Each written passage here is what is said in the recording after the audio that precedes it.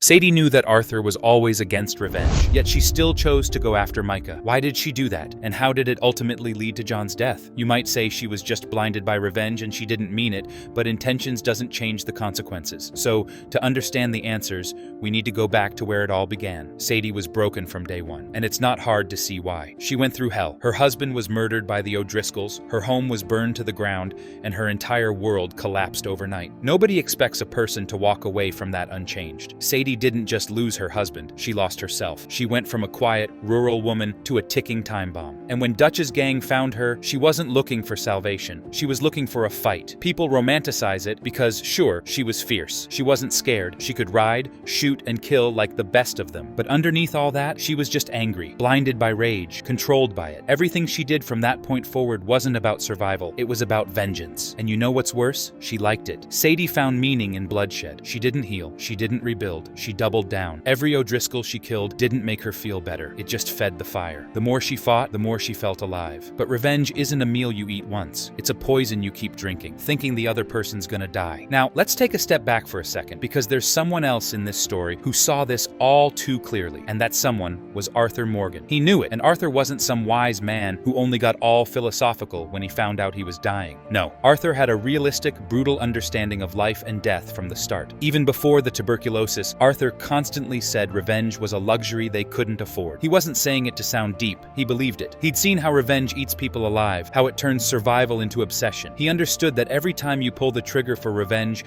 you're just stacking up more enemies, more problems, and fewer chances at a real life. And what did Sadie do with that wisdom? She threw it right out the damn window. Arthur tried. He tried to steer her right, not by preaching, not by lecturing, because Arthur wasn't that kind of man, but by showing her, by living differently. But Sadie thought letting go meant giving up. In her mind, if she didn't destroy every last enemy, she'd be betraying Jake's memory. She couldn't, or wouldn't, see that clinging to revenge was destroying her too. And when Arthur died, trying to save what little future he could for John, Abigail, and Jack, Sadie took all the wrong lessons away from it. Arthur's death should have been a wake-up call. Get out, move on, build something better. Instead, it just hardened her. Sadie was stuck in the same cycle she always was. Kill the bad guys, feel a little better, realize it doesn't actually fix anything, find new bad guys to kill, over and over again. Fast forward a bit, the gang's gone, Dutch is gone, Micah is out there somewhere, festering like an open wound. John Marston is trying to do something damn near impossible, build a normal life. He's got Abigail, he's got Jack.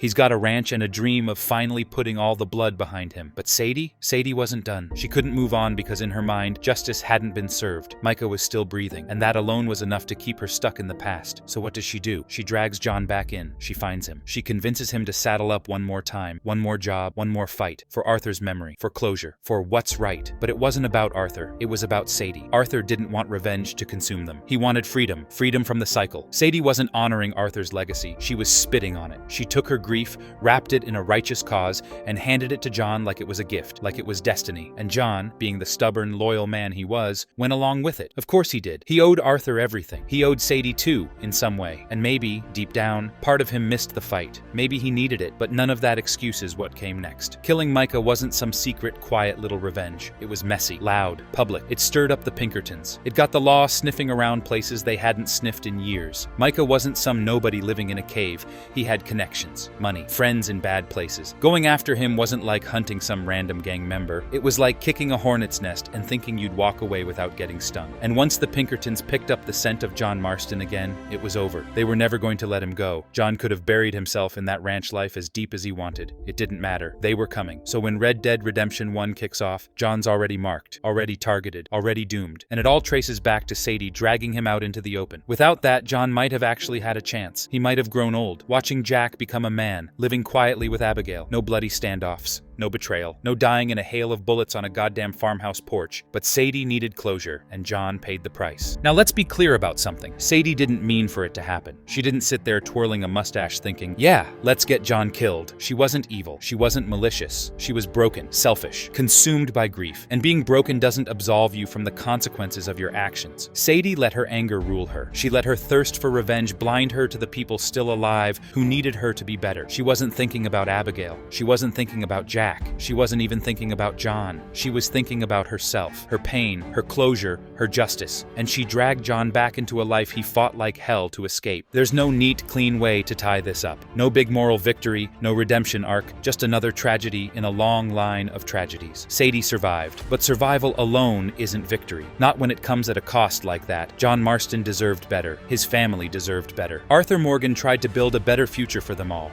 He tried to break the cycle of violence and bloodshed that defined their lives. But because Sadie couldn't let go, the cycle just kept spinning. Arthur's sacrifice meant less. John's future burned to ashes. Jack was left to grow up alone, embittered, carrying the same damn curse his father tried so hard to escape. All because Sadie couldn't stop fighting ghosts. It's heartbreaking. It's infuriating. It's human. Sadie Adler was a fighter, no doubt about it. She was loyal. She was brave. But in the end, bravery without wisdom is just recklessness, and loyalty without reflection is just destruction waiting to happen. Sadie didn't just fight for her survival. She fought until there was nothing left to fight for.